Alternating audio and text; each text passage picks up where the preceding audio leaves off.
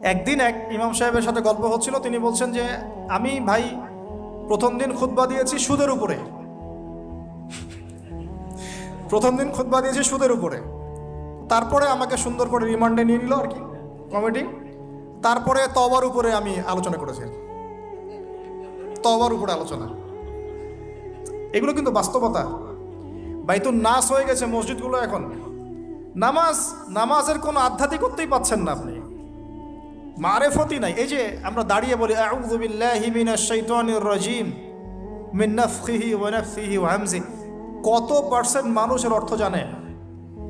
আমরা বলি বিসমিল্লাহির রহমানির রহিম, এই বিসমিল্লাহির রহমানির রহিম মানে বিসমিল্লাহ, খালি এতটুকু সিনটা শোনা যায়, বাকি আর কিছু শোনা যায় না। অথচ শুধু এই বিসমিল্লাহর প্রতি সম্মান প্রদর্শন করার জন্যে আল্লাহ পাক সাবার রানী বিলকিসকে ইসলাম কবুলের সৌভাগ্য দিয়েছিলেন।